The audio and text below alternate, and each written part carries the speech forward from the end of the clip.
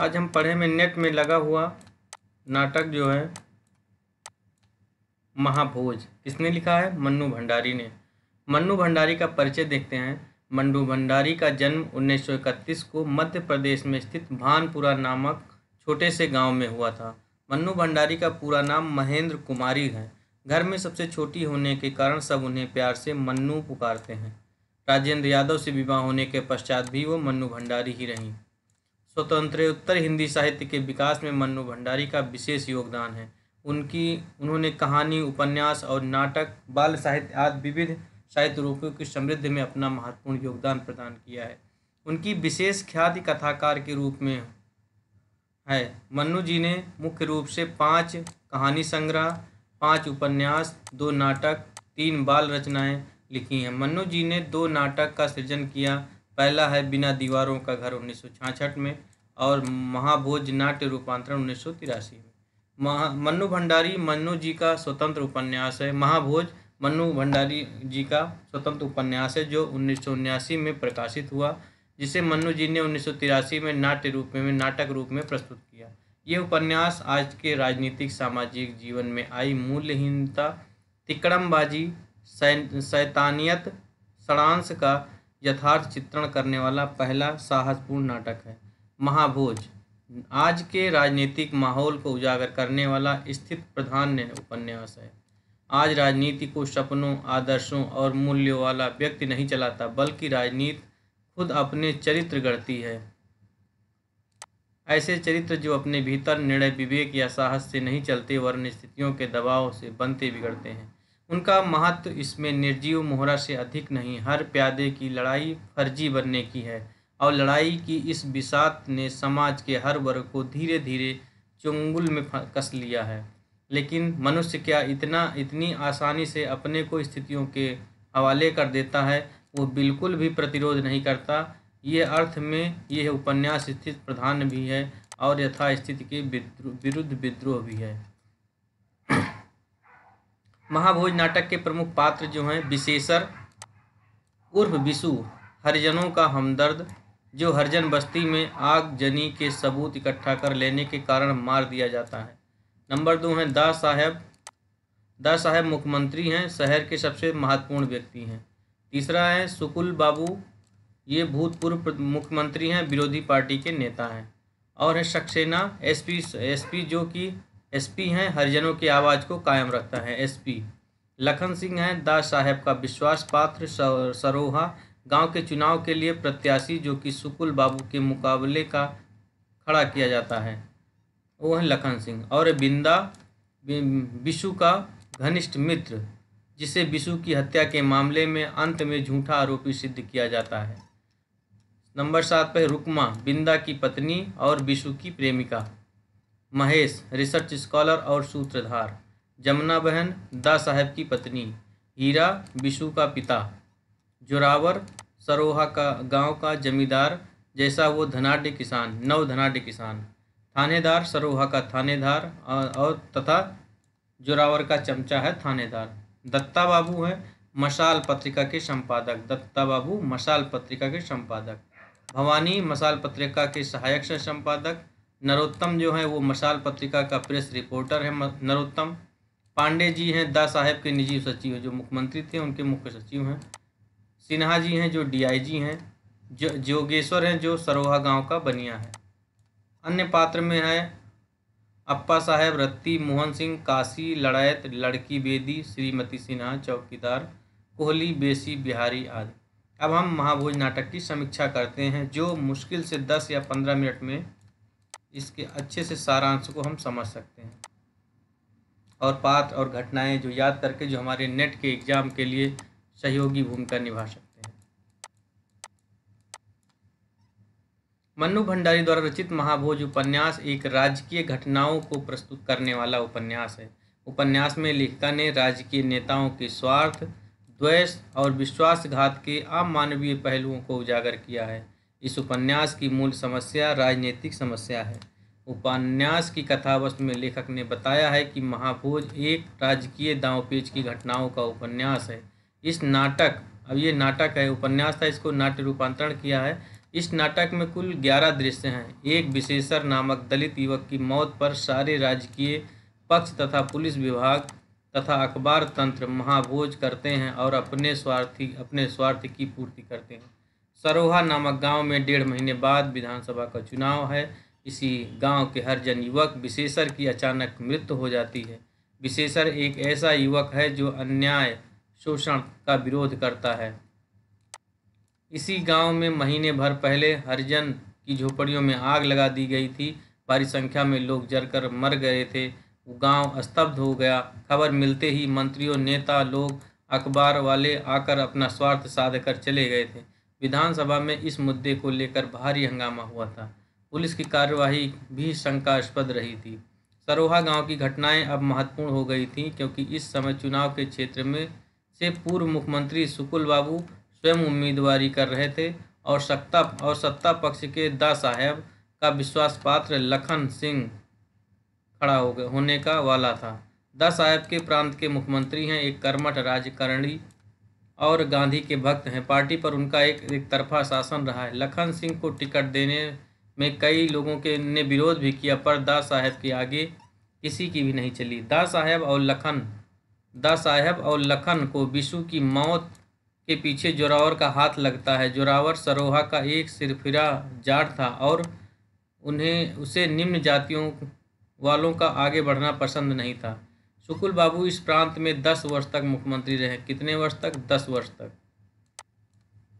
उन्होंने जैसे ही बिशु की मौत के समाचार सुने तो तुरंत ही शाम 6 बजे सभा का आयोजन करवा दिया। शुकुल बाबू हरिजन भाइयों के हमदर्द थे। सभा में भीड़ रही, पर जो प्रतिक्रिया होनी चाहिए थी वो नहीं मिली।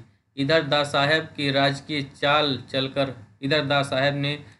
चाल चलकर मसाल अखबार के संपादक दत्ता साहब को विज्ञापनों की लालच देकर अपने पक्ष में कर लिया। मसाल में बिशु की मौत को आत्महत्या करार दे दिया गया। दा साहब भी सरोहा में एक सभा का आयोजन करवाते हैं। सभा में पहले वह बिशु के घर जाकर बिशु के पिता हीरा को सांत्वना देते हैं, अपने साथ सभा में ले जाते हैं। दा साहब अपनी सभा में बिशु की मौत को आत्महत्या करार देते हैं। तभी सभा में बिशु का मित्र बिंदा गरज कर इस बात का विरोध करता है और दा साहब की राजकीय चाल पर प्रहार करता है तथा अपने मित्र बिशु के हत्यारे को पकड़वाने तथा सच्चाई को जनता के सामने लाने की बात करता है।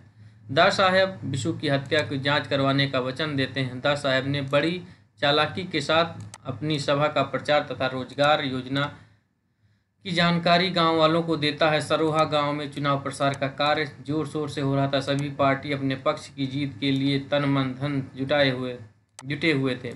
दा साहब ने बिशु की मौत की घटना के लिए फिर से जांच पड़ताल शुरू करवाते हैं। एसपी सक्सेना को इस कार्य के लिए नियुक्त किया जाता है। जून महीने की गर्मी में एसपी सरोहा आते हैं। गांव की भीड़ पुलिस थाने के पास इकट्ठा होती है। सक्सेना साहब पहले दिन जोगेश्वर, महेश बाबू और हीरा के बयान लेते हैं। दूसरे दिन बिंदा को बुलाया जाता है। बिंदा को बिशु की मौत का दुख है। वो जानता है कि बिशु की हत्या क्यों कर दी गई है।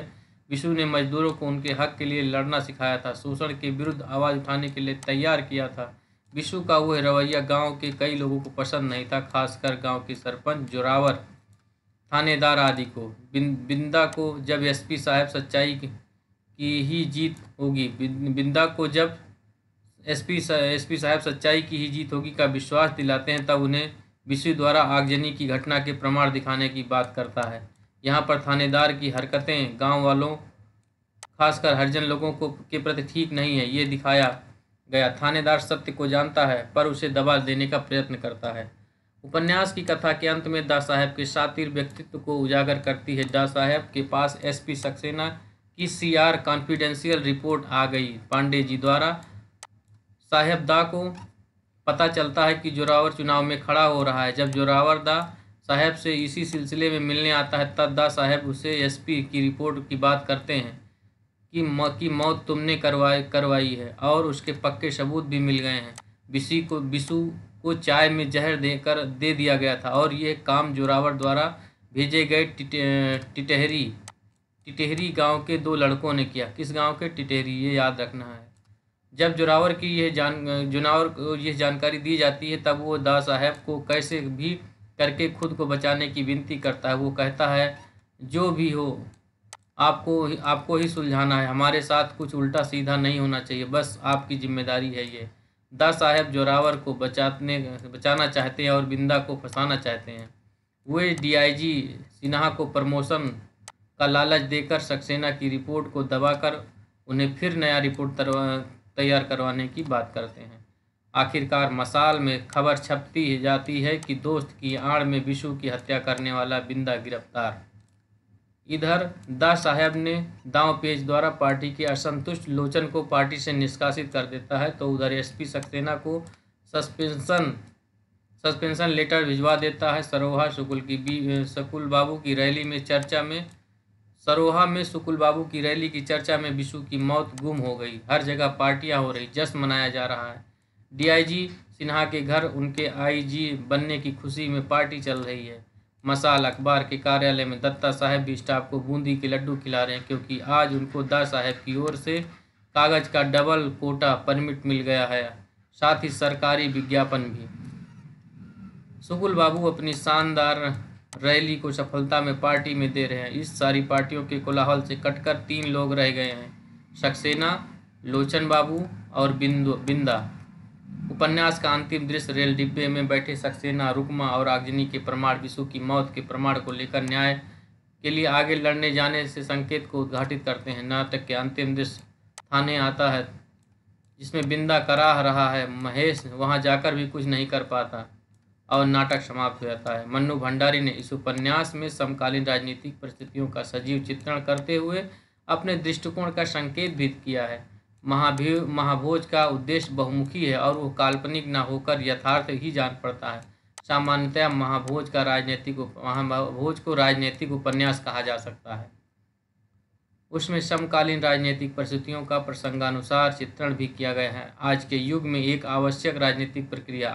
में चुनाव एक आवश्यक राजनीतिक प्रक्रिया है। प्रस्तुत उपन्यास के माध्यम से इस चुनाव के बीच मानवीय त्रासदी, करुणा, पीड़ा की नियति की सच्चाई को व्यक्त करने का सशक्त प्रयास लेखिका ने किया है। राजनीतिज्ञों की ऊपरी महानता, औदात्य तथा गंभीरता भरे खेल के अंदर उनकी घिनौनी तस्वीर उभरती है। वो छोटे छोटे ब्यौरे के माध्यम से उभरी है।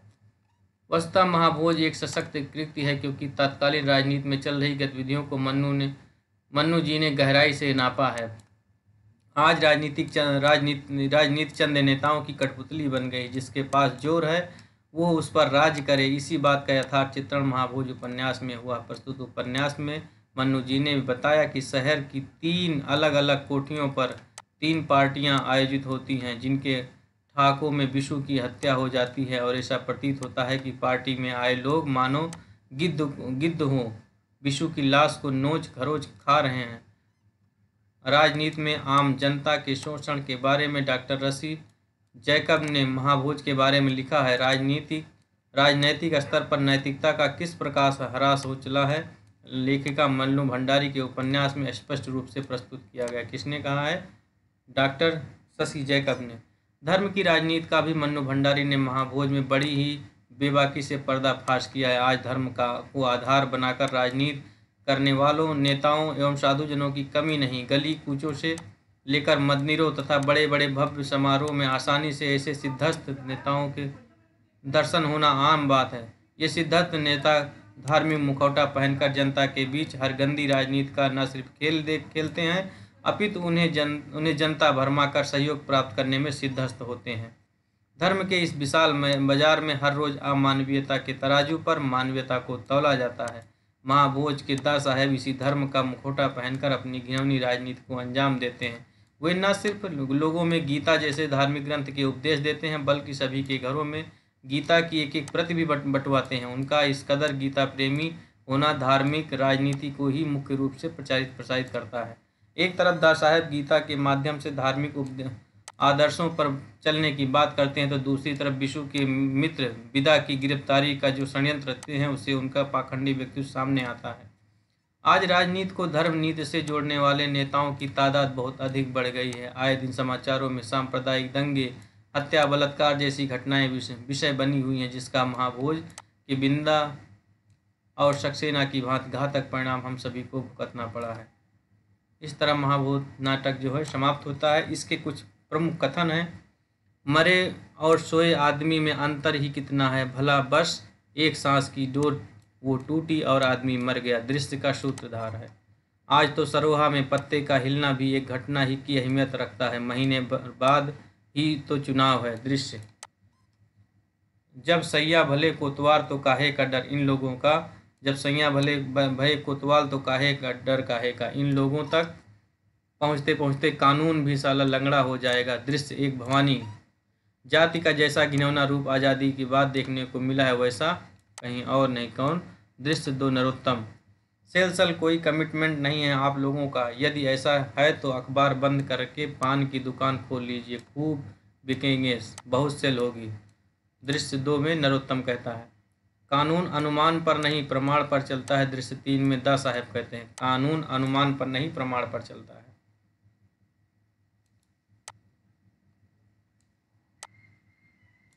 आर्थिक सहायता से गरीबी पर जरूर मरहम लगाया जा सकता है, पर प्रियजनों के बिछड़ने के दुख पर नहीं। आदमी का दुख जिस दिन पैसे से दूर होने लगेगा, इंसानियत उठ जाएगी दुनिया से।